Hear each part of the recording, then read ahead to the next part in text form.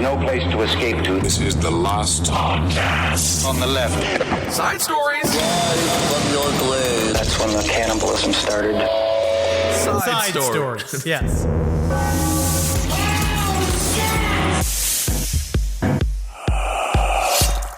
It's one of my least favorite of all the fruits is a fucking grape, man. Oh, great. So we're going to start with hot takes. I'm here. I'm in it. And by the way, melons are so much worse. Well, melons are so much worse than grapes. Melons taste like nothing but bad. People don't like melons, but when it comes down to it, People don't like truly, grapes. you know what, Marcus? You've never really had a good, I mean this, and now this is fascinating. SoCal honeydew melon is actually very good. It can be it can have its own flavor profile. Honeydew. It's just, yes, a lot of times, normally, is it filler in a fruit salad? Absolutely. Yeah. We know this, all right? What does Henry's wife tell him? Honey, don't.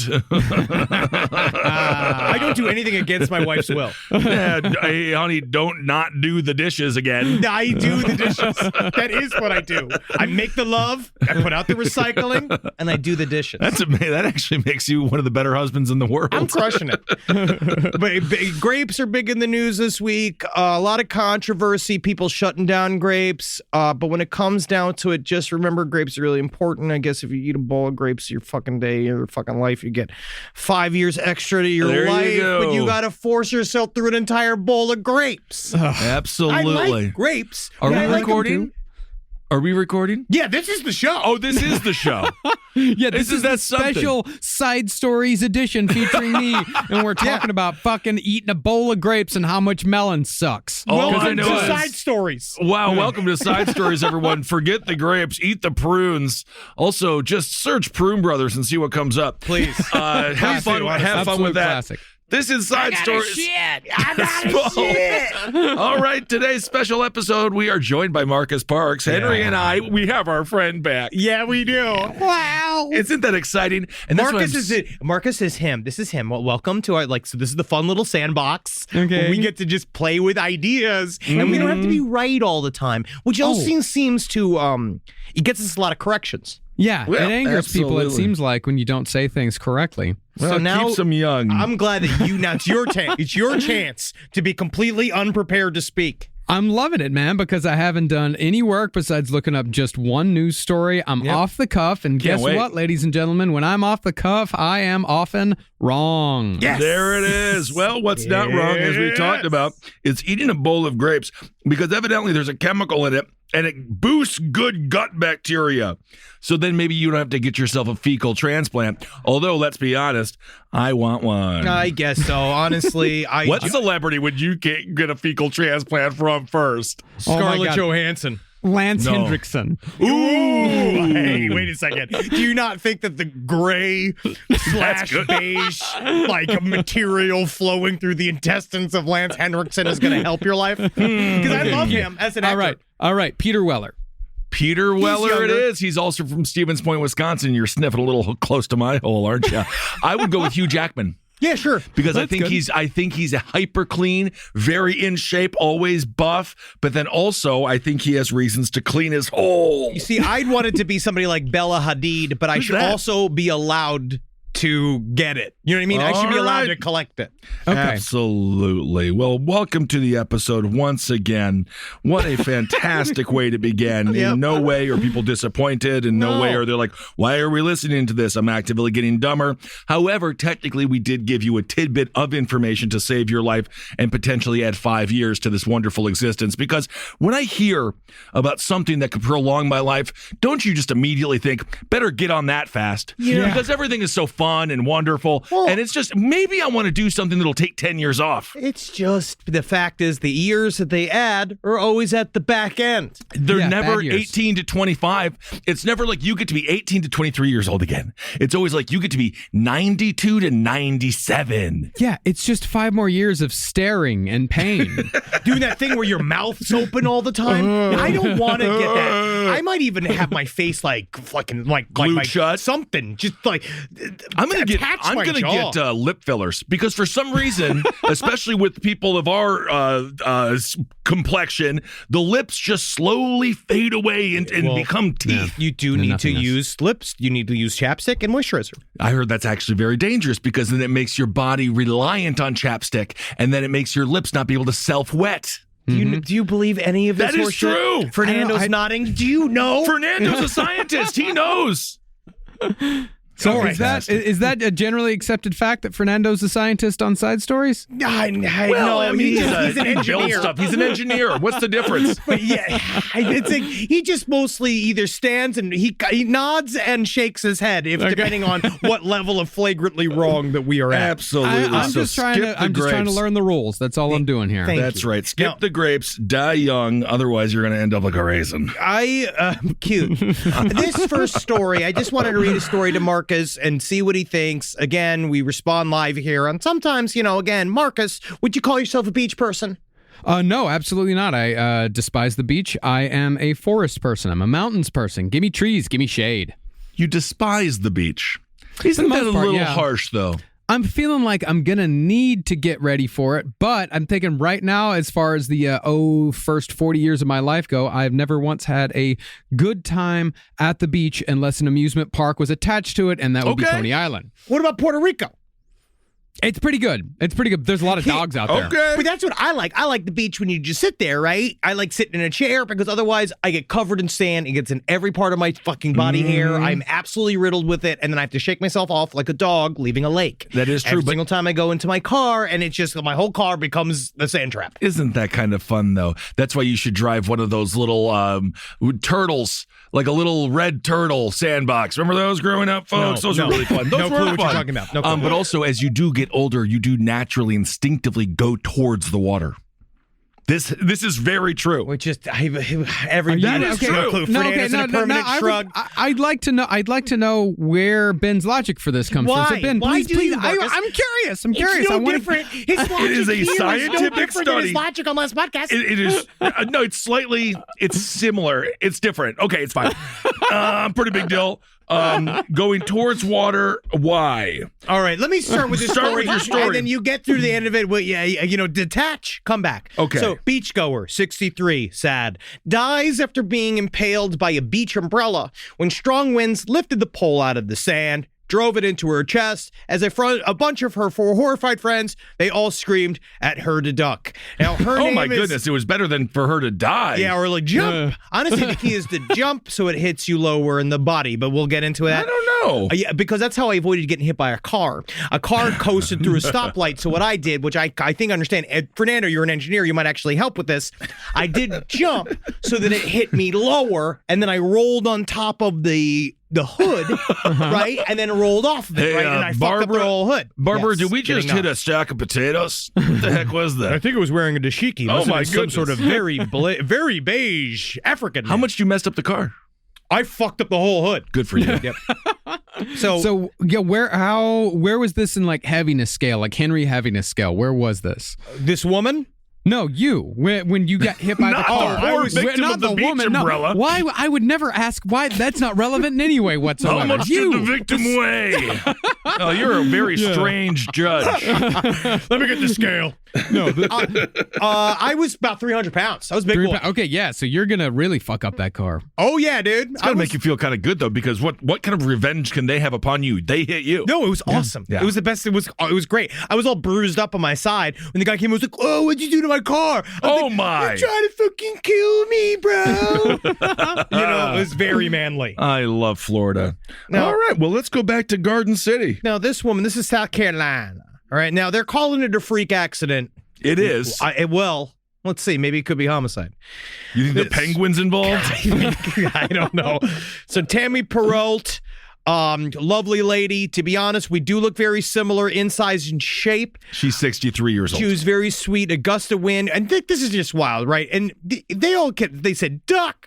They said apparently the wind ripped through something like 60 miles per hour. I don't know how else was Jeez. standing. I don't know. I feel like there's a lot of things at play here. There's a lot of elements. I don't know. The one that I'm looking at, the story that I'm looking at, said that it was just a regular breezy day. Nothing truly out of the ordinary. No other umbrellas or beach blankets or anything got foiled. Just this one umbrella, they say. That's what her husband said. Just this one umbrella. Her husband spoke with the news. That's interesting. Well, think about this. You're walking. This is really he got strange. one. But how does the fucking He got to get a dead wife under his belt without being charged. Yeah, absolutely. What that does Which is bad. That's fucking. You get all of the sympathy, Bush. Yep. And the quiet. But no, I love my wife. I want everyone. I love this woman. Absolutely, she looks lovely. But it is really fun. How is this not Sharknado? How is this not some big news? Because she's walking along. Somehow, how does it go fast enough to jump out of its holder and go long enough that people go,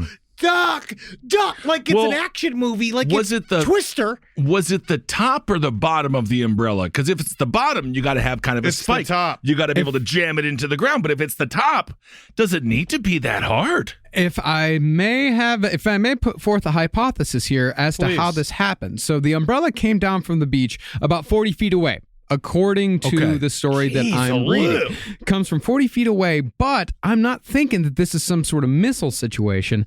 I'm thinking that this thing flew up into the air, and then as it came up into the air, flip down, like, because once it comes down, I don't think it came straight away. I think it came down from the sky. It rained down from on heaven. Oh my God, it's raining umbrellas. What an ironic twist. Truly so good to have Marcus here. Yeah. Because actually that's a very good breakdown, because in my mind, because what I'm imagining, for some reason, I imagine the wind came up, shot it up. I thought in my head, I'm thinking Call of Duty, I'm thinking Halo, it's going in one straight line and impales the woman through the chest like it's a film. Yeah, like somebody's got like a spear gun, and it's no.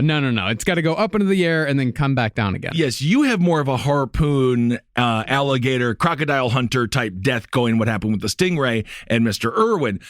Marcus is coming in with a little bit more of a lawn dart approach, where you have a good arc and then it comes down. This is also why you should not celebrate by shooting random guns into the air, because the bullet, they come down. When it comes down. I do want to point out one thing about this lovely woman, and I love her, and she's a victim. She has a t-shirt on that I love, and I would marry her, and she could have been my wife. And the t-shirt just says, "This girl needs a bear." No, it's wonderful. And then it's got a little beer on it, because you know what? This girl needs a bear. Absolutely. And she deserved a beer, and she looked like she was nothing but good times and good soul and good heart. All of these pictures are lovely. Her and her husband suntan, enjoying the politics of South Carolina. They're out there, they're enjoying it. And then, but the thing is that I'm getting the information here. She was impaled with the bottom end. So this is what I'm saying. This is what it went. So it went up and up and up. Well, and up, Henry and it came thought, back down. again, it was more of a penguin style jousting. Yeah. But because they're just little plastic nubs on the top. That was what I was thinking. I was like, why the hell with the top of an umbrella? Unless they're trying to get birds not to sit on it, like it's some kind of bizarre new homeless bench that they make where they put nothing but barbed wire on top because, God forbid, people take a nap. It makes sense that it was the thing that plunged into the sand. Yeah, but she's dead. Yeah, and it plunged into her heart. Yeah, this is a beach umbrella. This is not an umbrella that needs to stand. Oh my goodness, she was lying down then. No, she wasn't. She was walking. She was standing. Well, this is also a thing. Is an important thing. We talk about this.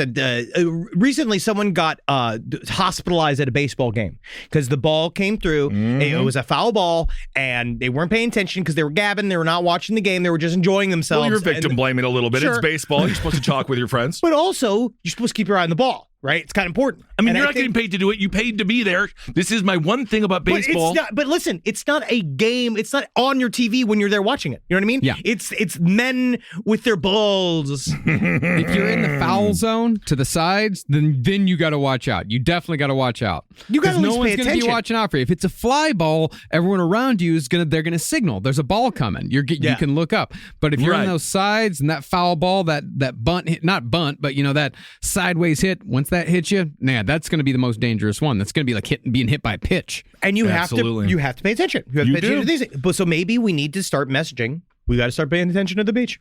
Well, I agree. You always have to pay attention. Because I personally have such bad anxiety that I see people at the park where they lay down. They look up at the sky and they enjoy themselves. And I can't, because I always kind of have this really intense, constant fear that something from the sky will fall and kill me. Sure. Right? So I don't like looking up. The Donnie Darko effect. Yes. So maybe maybe the whole country should have this. Well, I agree. You have to be aware. You never want to die like a martini olive. You don't want something to spike through your heart and then you drown and theoretically leak a whole series of different kind of vodka juices. But interestingly enough, this woman is not alone. According to federal agencies, now you can always trust them because they're federal. And they're all federal. They say that 3,000 people a year are injured by beach umbrellas. So maybe we need to just go with the beach umbrella hat. 3,000 a year, which I'm not Stationary object. makes it almost a pandemic. I'm not surprised at all because I have an umbrella on my deck, and that fucker, if you leave it open, it will cause a lot of damage. Yeah, a lot of Also, havoc. Interestingly enough, according to the Journal of Safety Research, that would be a fun place to work, wouldn't it? I think it's filled with a lot of people that are bummers. Yeah, I think so too. The majority of people that are injured by beach umbrellas are women over 40. I have no idea how this is happening, I would why like to it's see- happening. I The can see majority where are it is. chicks over 40. I could see it's all in the quiet beaches. It's like where my mom used to go. My mom used to go to this one beach, right? Where she was just like, what I loved is that I could go and I could put my toes in the water and I didn't have to worry about anybody playing their loud music and I didn't have to worry about people playing with the ball and enjoying themselves. They just sit quiet. But then everybody realized, hey, this is this great beach. And then people started having fun there. Well, so my yes. mom stopped going. But I don't, when I think of... I would Go on. also say if they're going to this beach, if you're talking about people over 40, not just women, as you get older in age, your strength goes down. So I'm thinking that it's people out there on the beach. They go, collapse in 'em. they're putting it up, they're putting it in, but they're not putting it in very deep because they don't have like the strength of a young person. Right. They're not putting it in very deep. A big gust comes and that thing thwacks them in the head as it's on its way out of the ground. And they're on the beach with many other people that are of age, of a certain age, and it just takes all of them out like a bunch of bowling balls, like a bunch of bowling pins. so. Just bam. And you figured that I after that guess. nightmarish day in Normandy in December of 1943, 43?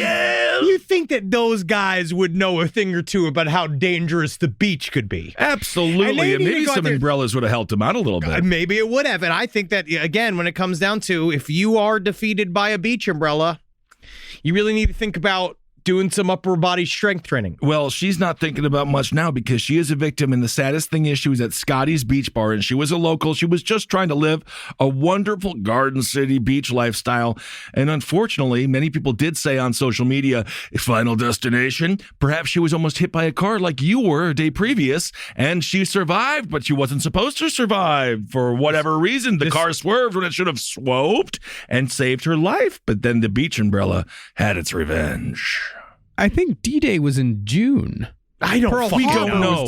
Pearl Harbor, that was December 6th. They're all the same, dude. I don't know what time every false flag took place. Yeah, I don't okay, know I when- don't know. Yeah, when did FDR give us over to the traitors? Absolutely. Yeah, D-Day was June 6th, 1944. Pearl Maybe Harbor you was Googled it, so it technically doesn't amount. You're But not I knew- smarter than I us knew because you Googled it. I knew it was in June, though. You knew that we were wrong. I was making a bit And I about sit beach umbrellas.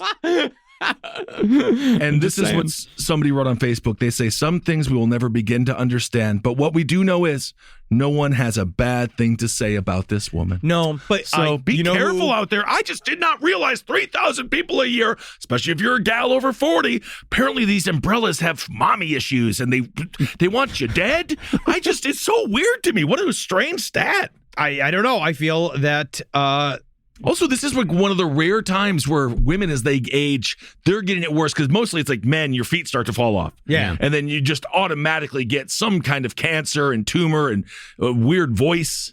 all Women I know get is the osteoporosis. Oh. all I know is that South Carolina bar is going to have that's going to have that story for forever. But I don't think they want that one. Of course they do. They so excited. Those bartenders, I love them. We all need material. I'm desperate for material. And the fact that you could just sit That's there. not and- material, Henry. It absolutely is. It is right now. You know what they're going to do? They're going to literally just did material on this. it. No, for that was not 15 material. minutes. That was us mourning the loss of a wonderful, beautiful woman that needs a beer. Now more so than ever.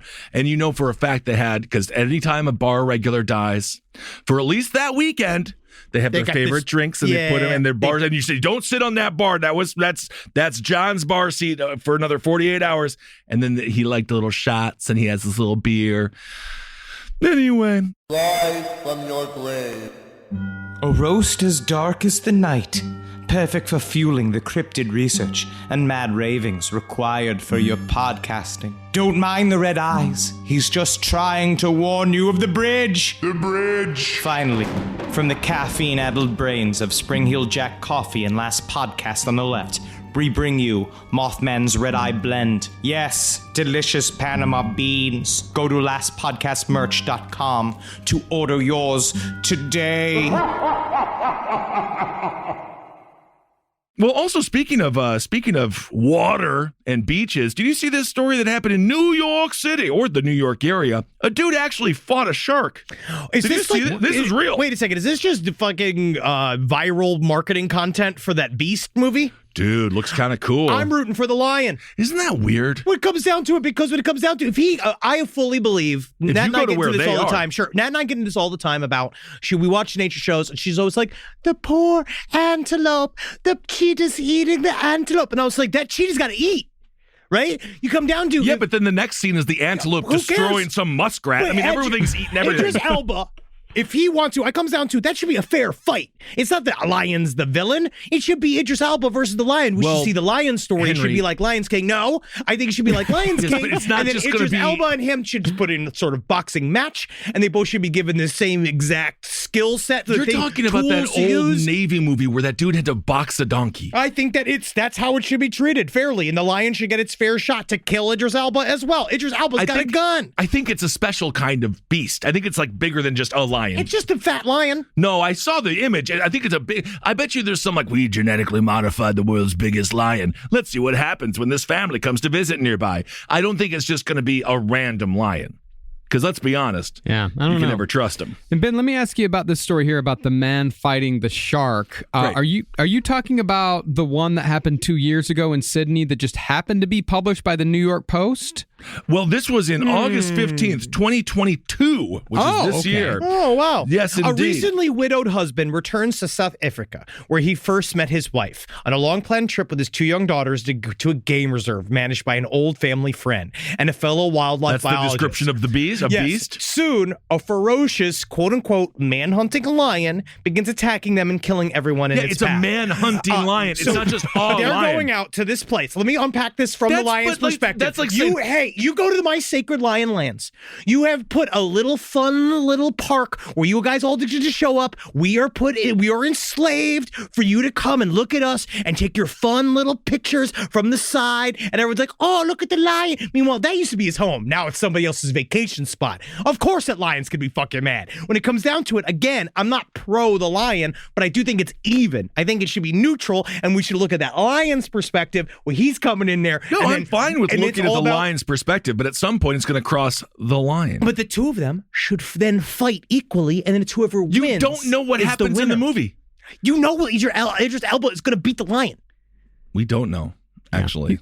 He's going to beat the lion. Yeah. All right. Well, fantastic. Remember Leonardo DiCaprio beat a bear? He beat the bear. Oh, my God. That's just because the bear was like, tell me more about Titanic. And then when the bear was listening to his stories about Kate Winslet's bosom. Yeah, he vaped in his face. But anyway, and so I'm actually looking at this image now of this guy so-called battling the shark. And I realize it's a baby shark, basically.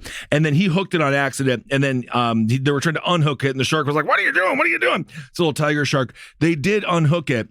And then it was able to go back into the water. So the headline is a little bit of a lie. Yeah. Because they didn't bite the shark. It was 4 feet. You punch a shark. And the tiger shark is a non-aggressive species of shark. Yeah. They still call it a predator, though. And it didn't leave a gash in the man's New leg. York Post. He might as well have beat a little boy. Yeah. No, they're predators. Honestly, he might as well have killed like a dog. Like just a normal little dog. Like, yeah, I know. I always find it bad in movies, the thing you do, because like, can you imagine that a big ravenous dog is like jumping on you and trying to get at you? Yeah. And you have to kill it. Yeah. Like, do you think I have dreams like that where I have like a snapping dog is coming at me? A lot of times it looks like Holden McNeely, and just imagining like having to put my arm around the dog's throat and having to choke it out. Right, like sad for me. Now that you mention it, I have killed a lot of dogs in my dreams, but like really, like I don't know. I think it's because I play a lot of video games, and there's always mean dogs in video games, and I've killed a lot of those. I had to think kill it's one. just seeping in. I had to kill one in Red Dead Redemption. It was much like that No Country for Old Men when he's getting chased by the dog and the dog's about to eat him and you got to shoot him in the head sometimes real quick. I mean, you know, a dog is only as good as their owner. I guess so. I think, but now I'm just sad. Don't shoot the dogs. Oh, this whole thing has been Leave sad. the dogs alone. Beating a baby shark to death. There's a whole song about baby sharks people love, and then Lion is wrong. The Beast movie's wrong. It's all wrong. I don't think Beast is wrong. I just feel like it's, you know, I would prefer, to be honest with you, the fact that Idris Elba, he's more of a lovable person. So handsome. I wish it was like a bunch of rich dipshit Trumpian type kids going over there to big game hunt, and then you can just have the lions rip them apart for an hour and a half, and then like the coyote can say thank you, and then a little squirrel can like be nibbling on their eyeballs. That's what I would like to see. I also just rewatched Pacific Rim, and man, Idris Elba is so authoritative in that film. Truly so. It's a great movie. Very serious. Yes, but I would have preferred, because I'm going to have empathy and sympathy for the family of this man, but I wish it was just douchebags going on. And maybe he plays a douchebag. I don't know. Sympathy for the kids, but I don't have sympathy for Idris Elba. Well, he did do a horrible thing for his family to bring them into a jungle that is infested by human-eating lions. It's not exactly like, how do I make my family as safe as possible? I don't know. Yeah, exactly. You brought them to the lion's house. But anyway, be safe out there on the beach. That's what we're saying. I mean, if we're talking about cats, I got a story about cats for you. Yeah, please do. Oh, interesting. We are kind of talking adjacent to cats, yeah. Yeah. Well, this story is out of Genesee Township, Pennsylvania. Suspicious about frequent visits to her bedroom, a woman set up a secret camera and captured her father-in-law using her cat to masturbate. Okay. Now, when you mean using it, like when you say using it to masturbate, is it like because now again, I will say what's nice. I'm glad that you're here because we've had a pretty distinct break on bestiality stories and side stories. And we don't make up the news. No, so people have been you know what? Applaud yourself. We all world managed to just keep ourselves from fucking animals for the last several months, but it's nice to be back. Yeah. Well, the alleged perpetrator is 66-year-old Harold Stanley Kinderdine. Kinderdine's wife. This is going to ruin every single family event. Wait, it's Harold Every Stanley. holiday is done. How do you spell the last name? Kinderdine, Kenderdine. Kinderdine's wife, Sonia, warned her son, Nathan, and daughter-in-law, Alexandra, this is a whole family affair, that her husband, Nathan's stepfather, had been seen going into their bedroom several times over the last month. Sonia suggested the couple, who lived with her and her husband, install a lock on their bedroom door. They did not install a lock, but they did install an indoor security camera. The next day, while she was out, she started getting notifications from the security system about activity in the bedroom. The camera captured Kinderdine walking into the bedroom around 11:15 a.m. This is 11:15 in the morning. I don't know why that makes it even more bizarre. That means he woke up and one of the first thoughts he has was, I got to go jerk off with this cat. Yep. He walked over to the bed where the couple's calico cat, Callie, was sleeping.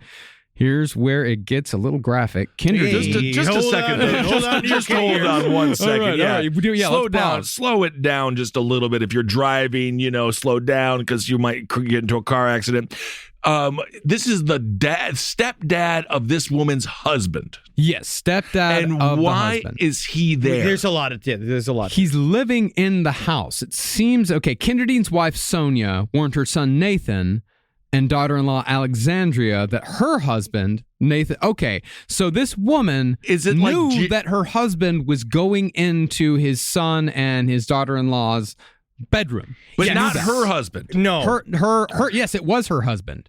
Sonia. Well, this woman, she called him in, but the thing is that Harold Stanley Kinderdine, he was going in and out of this house, and they were getting really annoyed with it, right? They were saying, "Hey, stop just entering into our home with no permission." So what they did in order to stop this for some reason, it is really weird. They then put in a nanny cam, right, to see whether or not they get evidence that he was going in and out of there and try to catch him. Yeah, and so at 11:15 a.m., Kinderdine entered the room, put his hand to his crotch, then picked the cat up.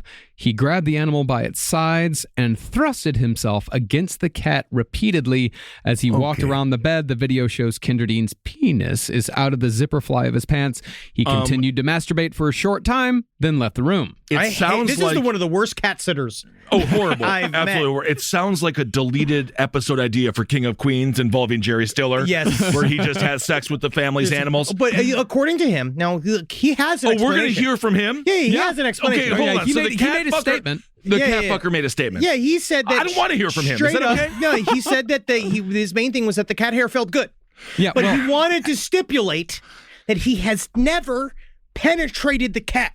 Whenever you have to stipulate that, something horrible has happened. Yes. Yeah. And when he was asked further, why did you do it? Kinderdine said it was, quote, just a guy thing. Just a It's guy not a guy thing. Don't bring us into this. It's just I am a cool so guy. fucking sick of all of this. Like, this is just what guys do. Guy thing. It's what you do. No, I and mean- you stand alone, my friend. See, guys, let's just say, what do guys really like? Barbecue. Yeah. Sure. I think if I say just the guy thing, it would be real stank barbecue, right? Like gross Sure. barbecue. But I'd even say some like men don't like that. like a Lafrague, right? Like if you want to be stereotypical, like a What's super, a Lafrague? a super smoky, like almost undrinkable scotch. Uh-huh. Oh, Right, okay. I think Yeah, I love obviously- super smoky, like peaty. Yeah, I Sure, love I that. guess. I'm just being like, that's my like in terms of like super stereotypical. What do guys like, right? Yeah. Sammy Hagar. Yeah. Oh, yeah. Right, like, They get- that not type of driving thing. 55. Yeah, guys love that shit. I like, I watch old car videos sometimes. I like watching like That how. is, what are you, Jay Leno? But I'm No, just that's saying, not. but truth, that- like I like you watching describe it- fucking like. To be honest? I like watching frontier cooking. Yeah, like bringing the cast iron skillet out to the campfire. Yeah, I that's love great. I love like old guy in like a revolutionary costume, like doing the old timey recipes. I think that's fun, right? Civil War reenactments. I love that shit. Yeah. I don't want to be blue, but the answer is blowjobs. I mean, Because that is like, it's Every cliche, man but that every is man loves a true. blowjob. That is 98% universal. but not every guy. Yeah, not every guy.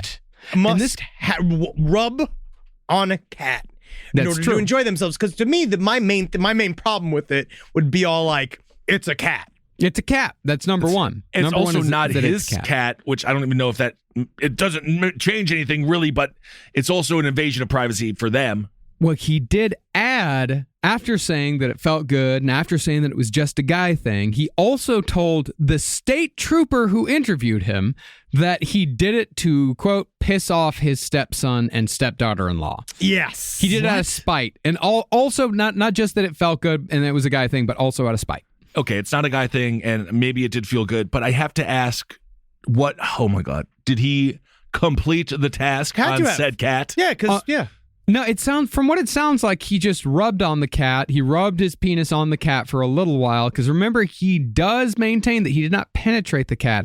And then, actually, he didn't even finish. It says that he continued to masturbate for a short time, then left the room. I would say that the article from northcentralpa.com does not specify that the man ejaculated. It does not say that. That's a fucking lack of God. reporting. That's a disease that is happening in this country. Yeah, it is. But on the other hand, he might not bet the camera, the Anycam might not have been strong enough or sharp enough of a focus to capture the said ejaculate. To be honest, I think on the cat. It's more that he is like, he realized, he was like, oh, I'm all fucking, I'm gonna show them I'll jerk off with the cat.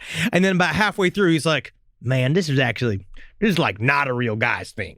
Like he said, he realized like, this is not, I don't like it. I actually kind of, now that I've approached all this and I had a big old plan on this, and it's like, well, I'm just finish this at home. Really does seem like he thought it was a guy thing, though, because he did talk about it being a guy thing afterwards. Yeah. So I guess he's just not invited around anymore. Well, And, he's been charged, even though he maintains that he did not penetrate the cat, he has been charged with sexual intercourse with an animal. I mean, it's We're gonna- definitely sexual outer course. You didn't let me do second base with the cat. Judge, we're gonna do a close enough here on this one, Judge. It's close enough. It's close enough. Close it's for enough. sure. It's a horseshoe defense. It's also just at some point it's some what crime, like, don't the people get, like, he did something wrong for the family too, right? Because if you like hurt somebody else's animal, that's like animal abuse, and because And the cruelty person to animals was the secondary charge. Okay. Yeah. He'll probably get 2 years, and then he gets to get that fun thing where you get to go to jail, and you get to everybody does the thing where they pull your card, and they have to try to find out what it is that you're there for, and then when they find out that you're there for fucking cats, they make your life a living hell. Oh, Yeah. it's really not going to be good. No, That's it's gonna be really the rest not. of his life. He's always going to be the guy who fucked a cat. And Mr. Harry Kinderdine is And his always whole gonna life be- is Kinderdine. his whole life is gonna be, I never penetrated that cat. Right. He's literally splitting hairs in more ways than one. Well, we'll see what he does here. He could be like this guy, Edward LeClaire, 57 years old. He's a total piece of shit. He was found guilty of 5 counts of sexual abuse. And being read that he is being found guilty, the jury is like, he's guilty. He drank this fluid while sitting there, and he died. He committed suicide right there. How did he get that fluid into apparently the just looked like court? water? So Yeah. it just looked like water, and everyone's like, I guess he's got. Well, you want to stay hydrated when you're becoming a convicted sexual predator. I would definitely the most feel- important thing is hydration. Well, they said that it was a cloudy liquid. So they did say, but it's weird that he was able to bring in his own water, but I guess he was out on bail. But he was pretty sure, it seemed like, that he was going to be convicted. But the fact that he waited until the verdict was read before he chugged it makes me think that he thought that he still had a chance. Still had a chance. Maybe, just maybe. That judge had a fucking dream and saved me. Like, maybe figured, he realized, like, I just found out my judge is Larry Nasser. I might get up. I might get up. But yeah, he drank all that. And I feel like there needs to be some kind of maybe a little bit of a look-see about whether or not like, how the fuck do you get that type of liquid in? Even water. I'm actually really surprised you don't even have to have vitamin water from the other side. I just don't think many people thought he was going to pull it off, like he was some, Russian Well, I don't think he told anybody. dude who was, going to drink plutonium instead of go to the gulag. But it is unfortunate to the victims that he doesn't have to go spend the rest of his days in prison. It is. It is very, very All sad. right, Yeah, well, interesting. I feel bad for the victims because he didn't get his punishment. Absolutely. Rise from your grave. Hey, what's up, everyone? How you doing? Ben Kissel here with Henry Zabrowski. Yeah, it's me, man. Yeah, bro. Henry Zabrowski is smoking some of that sweet last podcast on the left, babe. So go out there and purchase yourself some. I hope you enjoy it. We have sativa, we have indica, and we have a hybrid. And I have to tell you, from my personal experience, they are wonderful. Super tasty live resin. You really get the delicious weedy taste, which is what I like. And Yes. 3 different experiences. You go to your local vape store and get it. Absolutely. Thank you all so much for supporting the show. We absolutely love you. Can't wait to see you on the road and get that vape, put it in your brain, and have a good time. And if you want us at your favorite weed store, give them a call and ask for them by name. Last podcast on the left, it's weed. Hail yourselves, everyone. Hail Satan. Now, I want to talk a little bit of UFOs with Marcus. Please. Okay, I'm going Before we get in I'll here. step out. Yes. Get the fuck out of here. Fantastic.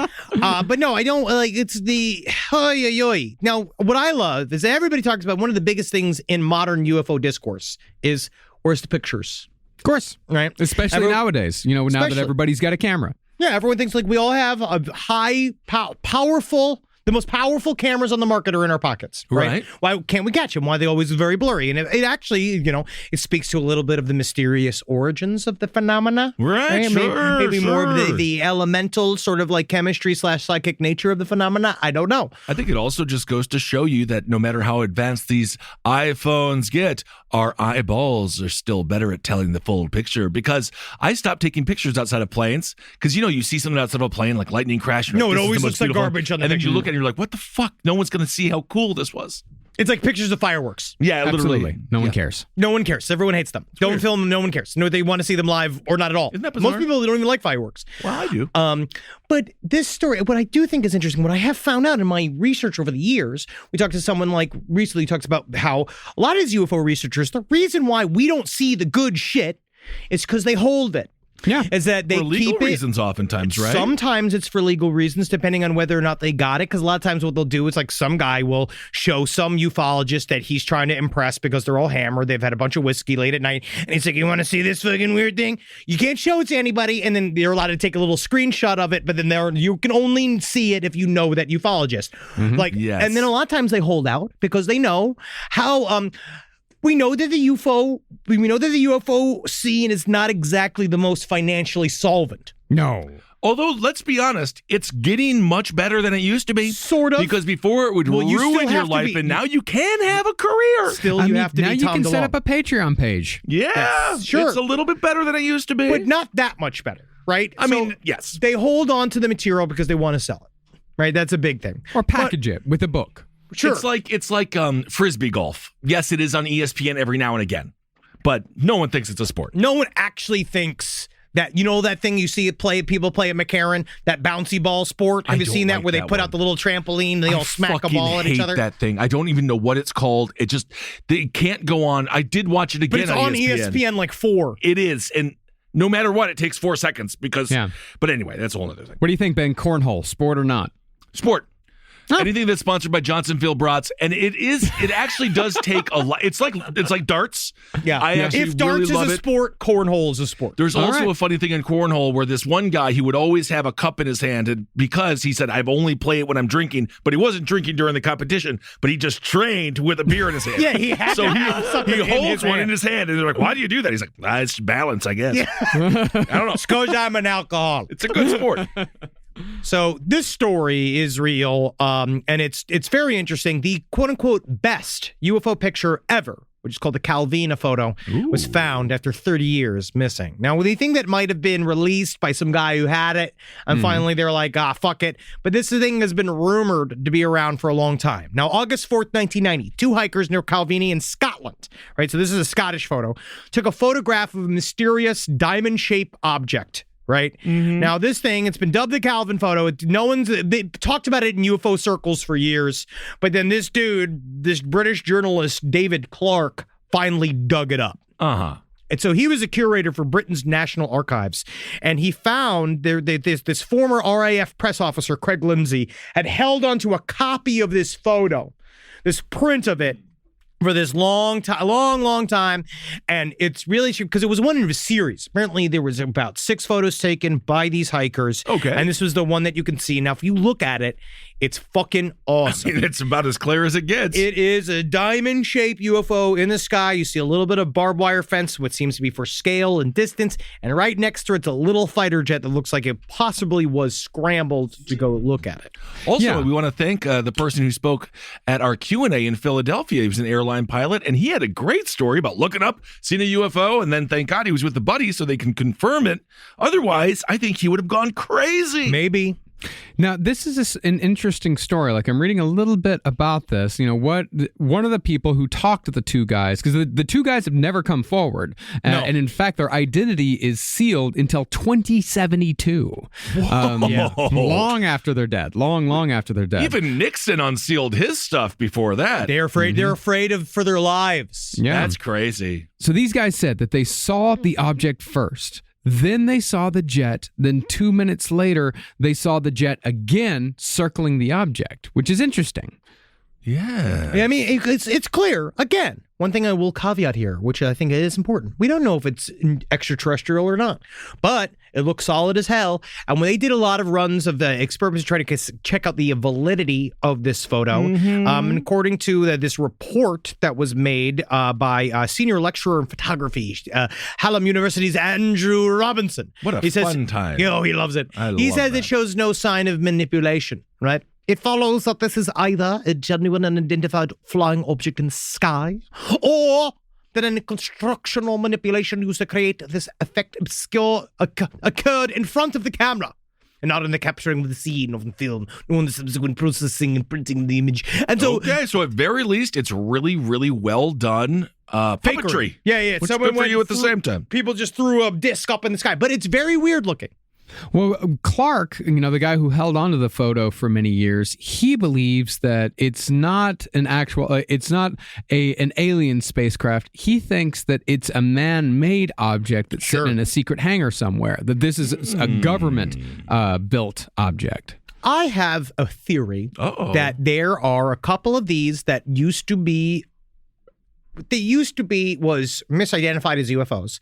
That what if there's a scenario here where they had objects sitting in a hangar, like they've had something that's like a UFO, some kind of craft in a hangar, very similar to Independence Day, which is why a lot of people were like, the government, they fucking gave them this story, and that's why it's all propaganda. Today is our Independence Day. But what if they could crawl into this thing and they have just enough knowledge to turn it on?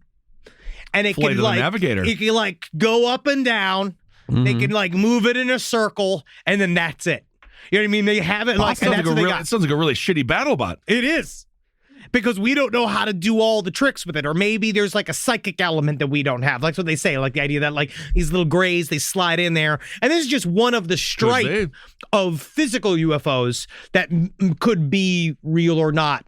You know, like who knows? Like who knows? It's like, or is it something that is completely man-made, that we have like a couple of versions of it? Like we talked about how like that is true, but like the Nazi attempts to build some form of disc, like, and maybe we did get some of that shit back in the day and then retrofitted some of it. It can go up and down and go back and forth, and that's Flying BattleBot wars. Right now they're on the ground. We got to get these things up in the air. That would be really exciting. Yeah, it'd be great. Oh, it's going to happen.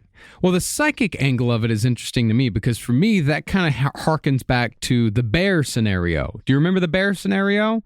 Oh, I've seen that before. Absolutely. The bear scenario. That's where this guy, Tony, and this other guy, Robert, they get together. And oh my God, I couldn't identify half of the things they were doing. This is gay pornography. Well, the bear scenario is a scenario that tries to compare humans and animals to aliens and humans, like in the fact that, say, like there's a bear that's sitting out in the woods. Then all of a sudden, a helicopter comes flying in, shoots it with a dart. They go down, the humans go down, they put a collar on the bear, like a tracking collar on the bear, and the bear wakes up and has a tracking collar on his around his neck, but the bear doesn't know what a helicopter is. The bear doesn't know what a dart is. The bear doesn't know what a tracking collar is. All the bear knows is that some weird shit happened. Wasn't this a political ad by Ronald Reagan? There's a bear in the woods. Yeah, but it could be that same sort of thing with the aircraft, because technically a bear could climb into a helicopter and press something and make the helicopter move. Like truly, absolutely. You can. Yeah, but the bear wouldn't be in control of the helicopter, Sure. nor would it understand what the helicopter's for. Well, either way, so that's exciting. So there was a flying saucer, huh? It's just, I find it interesting. How dare you minimize this? It's his As whole life. always, you're just here to minimize it. No, literally, that is what happened. Yes. But who knows? Because it was up in the air. Who fucking knows what it is? I do think it's interesting because it was obviously over some form of, like, they show the chain link fence. I don't really get when people have the defense of maybe it's some form of top secret material, or it's like, why would they fly them over where people would see? Yeah. Well, yeah, but why would they hiking. fly them in Scotland? Well, because now we know it's kind of what we found about the Rendlesham like stories is that the United States and the various places that you find out they have like super top secret shit in amongst the bogs of the UK because it's where people don't go. Bog people. Also, if you are in the UK, check out the museum. They actually have bog people, and they are fully preserved. So cool. And it's pretty The crazy. British Museum, the fucking Royal British Museum was fucking awesome. All right, Yeah, well, so cool. speaking of saucers, let's move on to sauce. Spaghetti sauce is under threat as the water crisis slams tomatoes. This is absolutely this what Side Stories fascinating. is? It is sort of, this is a flavor of it, but this is the deep bottom of the barrel story, someone would say. 1,200, we're in the worst drought in 1,200 years, right? I don't know.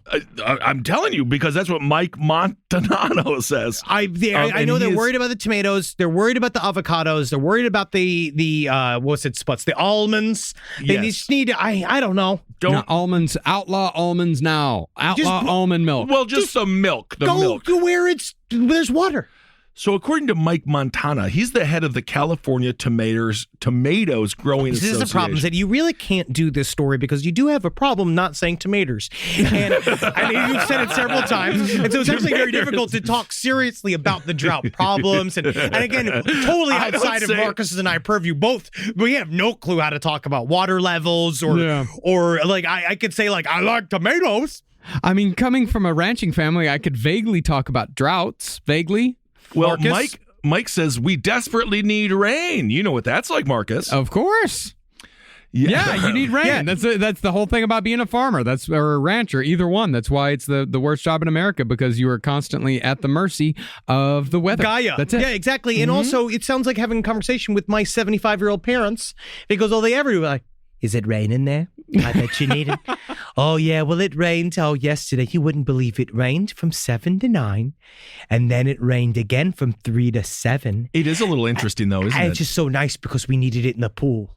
You know, that's the thing is that Ben actually mentioned earlier the thing about how you instinctively go to water as you grow older. That's not necessarily true. I did look that up, and then we moved on before I could bring it up. But people do need more water as they grow older. So the elders' obsession with rain could be subconsciously linked to their increased need for water. Or, it's that, and then the water's leaving them. That's why we become all wrinkly, right? We still become human raisins because the water leaves our bodies. Maybe that's it too, and they're just long to soak it back up. And of course, California Raisins. What song did they sing? Heard it through the grapevine. Take me to the river.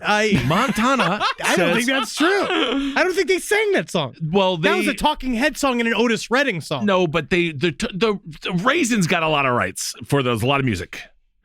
So Montana says it's really tough to grow a tomato right now. Do you think, people also instinctually go to the bathroom when they're having a heart attack? Is that right? Yep. I don't know if that's true. That's completely true. People instinctually, it's why people die in the bathroom more often than not, because when they're having a form of cardiac or stroke, there is a natural impulse to walk to the bathroom. Walk to the bathroom. Interesting. Yeah, because that's where you go to have the bad things. I know that's where I plan to have my heart attack. I mean, that's where you go. That's where the Band-Aids are. That's where the Neosporin is. That's where the toilet paper is. I wouldn't say that I've ever thought of the toilet as the place where I go, where the bad things are. I never thought of that. When you are dying, do you naturally go to the bathroom, but not shit? Not shit. Do people not defecate after death? Yes, blah, blah, blah, blah. Well, just briefly here on tomatoes, Bruce Rominger, he's a fifth-generation farmer. You can trust him. He hopes to turn a profit of 800 acres of tomatoes that he began harvesting in July, but he says it's a gamble. So we just don't know. This is just, okay, great. It's like the super drought. It's like the new warning thing that they're doing in Cali where they're saying like, oh, we better set up. Like, oh, we're drought now, but you better be careful because these rains are going to come. They're going to wash everything away, this type of thing. And it's been like, but it hasn't happened yet. But you're going to think of me when you go to your Ralphs and your supermarkets and your Wegmans and you don't see tomato sauce. You're going to know why now. And that's why this show is so important. To be honest, I think that nothing's going to change. You would. No, that's not. Are you still in this world? Yes. That nothing changes? When all things have done is change? I'm just saying that I don't think the level of tomato sauce availability is going to change. I'm excited for the text. I think it's going to change. I think you're going to go to the store one day and you're going to go to get your ketchup and it's not going to. I know you make your own sauce. I know you're going to call us. You're going to call us and you're going to fucking be freaking out. And I'm like, well, maybe you should have listened to the article to prepare for this. Don't make me sit here every day and be like, it's the day when the tomatoes run out. If I go to the store, are there going to be no tomatoes? No, call me when it happens. The day that you have to buy Hunt's instead of Heinz, that's going to be a sad day, my friend, and it's coming. Yeah, buddy. I actually walked into my house the other day, and Natalie, I don't know what the hell crossed her fucking mind. Ugh. There was Ann's natural ketchup in the refrigerator. Oh, come on. And I was like, what are we? What is this? Am I fucking Elizabeth Warren? Well, you live in Burlington, Vermont? It's about $15 worth of ketchup right there. Here. Yeah, what are we doing here? Was this some kind of communist fucking cell I'm a part of? Give me the shit with the sugar in it. Give me the fucking Heinz. Heinz. I want it to have microplastics in it. I need the processed. That is why, because of the big oil or because of the big sugar subsidies, corn syrup and things, the average American, they're 15 pounds heavier now than they were in 1980. So maybe your girlfriend is trying to tell you that you're a fat fucking asshole. I'm sorry, your wife. Yes, your wife. Oh my God, 40 and slip. Your girlfriend. No. Maybe your wife is trying to tell you to lose weight. Is what I'm saying. You're disgusting. You're a bastard. Well, according to Greg Pruitt, lastly, today's episode, we have learned this. I feel like we're in the we're in the waiting room at a VFW today. Like this, I feel like this is all like things that only scare 70+ year olds. Like a VA, not a VFW. A VA. Well, according to Pruitt, just lastly, he said this in a phone interview. He says, if you're looking for a significant amount of tomato paste and you haven't already contracted it, then you're really not going to be able to get it. It's just not going to be there. Tomatoes are not in danger yet. You wait until you don't have your pasta sauce. Yeah. You wait when your mom's calling you. Hey, Thomas, can you send us more pasta sauce? Another reason to hang up. Yeah, because I know you make your own sauce, and I know you need cans of tomato paste for that. Yes, you know you do. I do. But again, call me when it's an emergency. Because then we'll figure it out. I just told you it's an emergency. It's not yet. It literally is. They just are desperate for they're desperate for mention. That is tomato attention, and that is literally what that's all there. That's all they are. They're a bunch of little meteor whores over there in the tomato industry, and I'm sick of it because they're all like avocados. That is true. And Is there a National Tomato Council? I know there is, and they're desperate for money because the Italian economy's falling to shit. Nah, there's the World Processing Tomato Council. There's the Florida Tomato Committee. There's the Tomato Wellness Council. Good Lord. All these guys embezzling money off of fruits. These fucking tomatoes are just there living their lives. And let's not forget the Global Tomato Congress. How much money is being just so much tomato awareness. That's what I'm saying, man. Wow. There's a lot of tomato awareness here the today. Global Tomato Congress, they're in The Hague. There you go. Really? Yeah. There you go. Well, this week's Hero of the Week is Marcus Parks. Yay! Because you sat through what would be arguably one of the worst episodes we've ever done. Yeah, I'm really proud of you, man. I'm glad I contributed to that. No, you did. You know why? Because you researched all this shit that you did just while you were sitting there. Yeah. You're handsome. You're different. That's right. Half paid attention. It was great. You're right in there with us. Technically, we did teach, again, number one, tomato shortage. We got that. Number two, if you're a lady over 40, no beach umbrella should be around you at any time. Keep your head in a fucking swivel. Head on a swivel. Always. What else did we learn? I don't know. UFO. Man masturbating with cat. And we learned, you know what we learned? We learned that you can rub your dick on a cat and yet not penetrate it, but still get charged with penetrating the cat. And that's what I'm really thankful when it comes down to it, because it really comes down to the taste level of the judge and if you got any receipts, because you know how you got some receipts with that cat fucking is that there's going to be a little bit of litter in the bush hair. Yeah. We definitely proved once again, don't fuck the cat. Don't. Just walks into the courtrooms and sees he has like a little Garfield calendar, and like little Garfield is like, this is gonna be really bad for me. He's gonna throw the cat book at me. Oh God. Well, thank you for listening to Side Stories. This has been Side Stories, Marcus Parks Summer Vacation Edition. That's right. I'm really happy we learned what we did. We learned something. We're here. Thank you for letting us talk to you. And next week, we have an even more special Summer Vacation Edition episode where we're going to talk about some of our favorite late summer horror films. Yes, can't wait. Also, grapes. If you want to stay alive, eat those. Or just, they're great. They're all right. Raisins. Spinach is also good for you. I actually don't mind spinach. I love spinach. Yeah. I eat spinach multiple times a week. I absolutely adore it. You should. Good for it's you. one of the most. It's one of the most healthy things that you can eat. Yeah, I just put some Absolutely. vinegar on it, and it's wonderful. That's it. Yeah, just vinegar, and I just put vinegar, No oil? a little bit of olive oil, just a little good. bit. Yeah, you need olive oil. If it's just little- vinegar, Yeah, a little bit of olive oil, a little bit of vinegar, and I just eat it by the handful. honestly, I do this with Natalie too. I call getting the leaves in. Yeah. Where I just force it into my body, and I hate doing it. No, I love it. I prefer to do it with my fingers, though. It doesn't I don't mean like. you can't eat it with a fork. No, I do can. it with fingers too. It's fun. I can, but the fork, I get too many with the fork. You can. There's no precision with the fork. You get But too then your many. fingers are all greasy. This is the Yeah, only that's why you have a eating thing napkin. that Marcus and I have in common. Yeah. This may be one of the only ones that we have in common. Food-wise, maybe. All right, look at that. You can find common ground with even one of your longest friends when it comes to food. All right, everyone. Thank you so much for listening. We hope you're doing well out there. Hail yourselves. Hail Satan. Hugging. And we'll be back next week for more Absolutely Perfect Concept.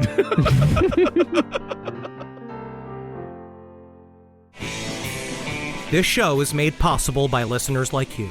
Thanks to our ad sponsors, you can support our shows by supporting them. For more shows like the one you just listened to, go to lastpodcastnetwork.com.